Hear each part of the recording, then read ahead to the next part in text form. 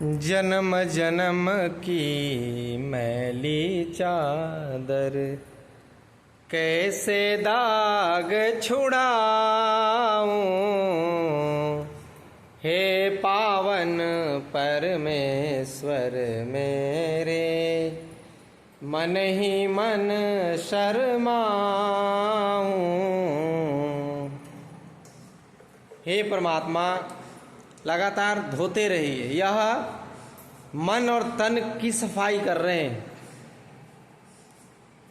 तन और मन को कैसे धोया जाता है आध्यात्मिक स्वरूप में, यहाँ ब्रिजमोहन योग केंद्र आरा भोजपुर बिहार के दिव्य प्रांगण में प्रातः वेला में हम उसका अभ्यास कर रहे हैं और प्रभु से बार बार विनती करते हैं, निवेदन करते हैं कि हे प्रभु, यह जो शरीर है इसमें कई प्रकार के दाग लग चुके हैं। कई प्रकार के दाग हैं, कर्मों के दाग हैं, विचारों के दाग हैं, खान पान के दाग हैं, उठने बैठने रहन सहन के दाग हैं। यानी हमारे द्वारा जो कुछ भी नीति के विरुद्ध या नियम के विरुद्ध जो आचरण होता है वो हमारे शरीर पर, हमारे आचरण पर, हमारे तन मन पर दाग लगा देता है। उस दाग को हम छुड़ा नहीं पाए प्रभु, और समय आ गया आपके दरबार में आने का, क्योंकि एक भी प्राणी जो जन्म ले चुका है वह अमर नहीं है। उसको एक दिन इस शरीर को छोड़ना है और जाना है प्रभु के दरबार में।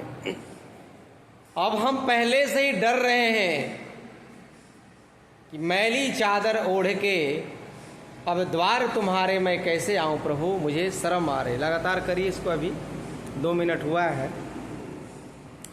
जैसे कपड़े की धुलाई करते हैं ना, सरफ डाल करके उसको बाथरूम में खींचते हैं, पूरा उठा पटक करते हैं, उठा पटक करते हैं तो मैल अलग हो जाता है, कपड़ा अलग हो जाता है। ठीक उसी प्रकार हमारे द्वारा जो कर्म हुए हैं, हमारे द्वारा जो आचरण व्यवहार हो रहा है उसके मैल इसमें लग चुके हैं, और उस मैल को धोने के लिए ये आपको योगासन करना पड़ेगा, तब जाकर के वो धुलेगा और हमसे अलग हो जाएगा। मैली चादर ओढ़ के कैसे द्वार तुम्हारे आऊं, मैली चादर ओढ़ के कैसे द्वार तुम्हारे आऊं,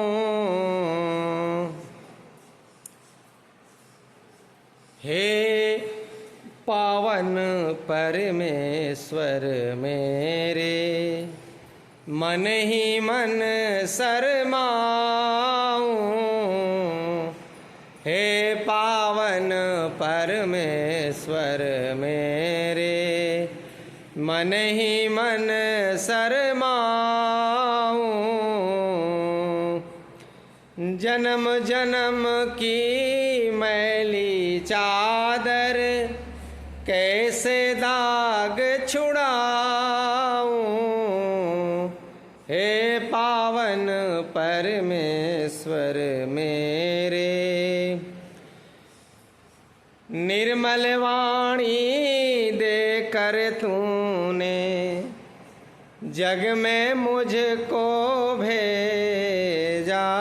हे प्रभु, मुझे निर्मल वाणी देकर के, मुझे निर्मल काया देकर के मुझे इस संसार में भेजा, लेकिन हम अपने वाणी दोष के कारण, हम अपने आचरण दोष के कारण, हम अपने विचार दोष के कारण कई प्रकार के विकारों को अपने अंदर धारण कर लिया है, और उसे हम दूर करना चाहते हैं और इस दाग को हटाना चाहते हैं प्रभु।